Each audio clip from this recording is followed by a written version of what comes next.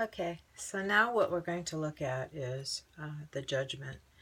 In Exodus chapters 11 and chapters 12, it talked about a judgment that happened to people, the firstborn, in families who did not have the covering on the doorpost of the blood from the lamb.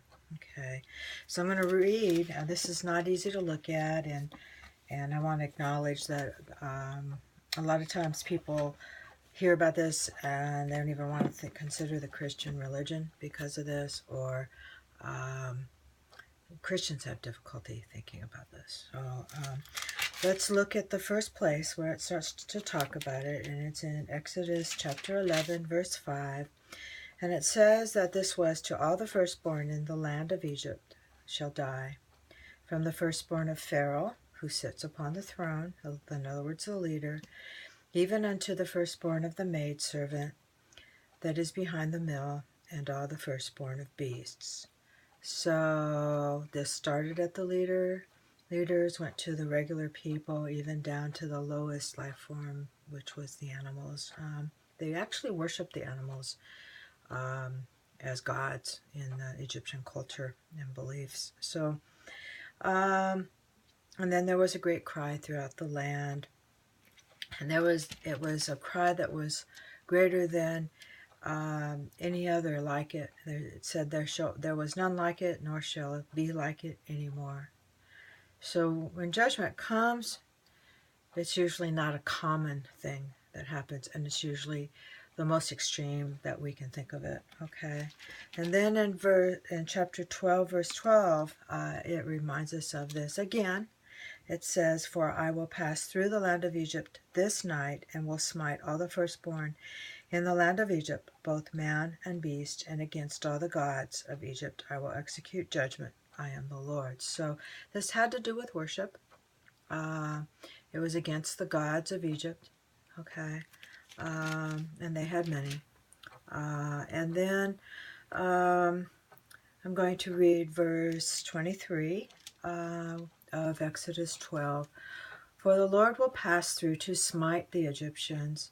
And when he sees the blood upon the lintel and on the two side posts, the Lord will pass over the door, and will not suffer the destroyer to come in unto your houses to smite you." So this was a destroyer that was coming, destroying angel. Okay. And the blood was the covering. And then in verse 29 it says, "And it shall come to pass that at midnight the Lord," and it came to pass that at midnight the Lord smote all the firstborn in the land of Egypt, from the firstborn of Pharaoh that sat on his throne, unto the firstborn of the captive that was in the dungeon, and all the firstborn of cattle. This was the 10th plague of the 10 plagues that were poured out. And each time, the Bible makes it clear that God gave Pharaoh a chance to repent, and he would sort of repent sometimes, but he still would come back and harden his heart. So we're talking about midnight, something that happens at midnight. And what does this mean? All right, so I'm going to give another example. In the Bible, of how we would apply this in our time in Ezekiel chapter 9 and verse 4 through 6. "And the Lord said unto him, Go through the midst of the city, through the midst of Jerusalem." This started at Jerusalem, not Egypt. Okay. "And set a mark upon the foreheads of the men that sigh and that cry for all the abominations that be done in the midst thereof." So there was one type of a mark here. And to the others he said in mine hearing, Go ye after him through the city, and smite. Let not your eye spare, neither have ye pity.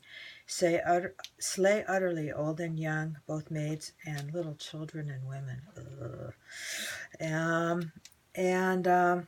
But come not near any man upon whom is the mark, and begin at my sanctuary. In other words, God's people who said they were serving him. And then they began at the ancient men which were before the house. So that the leaders, who were the ancient men, the elders, that's who they began with. So in the Bible there are two marks. This was a mark for those who were following God, who were crying and sighing for all the evil going on in the world, the abominations, and those who didn't have that mark were the ones who had the destroying angel here.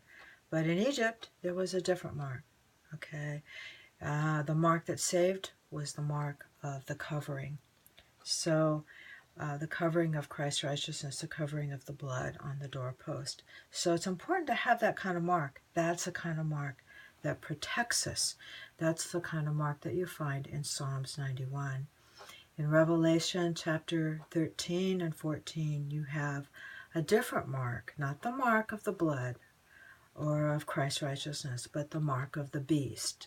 And that is a mark that also results in destruction. Okay, so there's two different marks in the Bible. And when you look at this line upon line, we are studying how does this apply in our time. We don't like to think of this. I do want to point a couple things out. In the series I did on 1989 and 9/11, I described what I saw happen. That is one sort of mark. Spiritually, what happens to people who close their minds and aren't aware or don't want to be aware of what's going, don't want to watch the signs. We have the signs, they've been coming since 1989 and 9/11. That's what I observed. So, as you study these things, come back to the covering we want, which is the covering of Christ's righteousness. And I'm going to do separately a study on the book of Hebrews, because this really describes where we want our focus to be on Jesus. Thank you.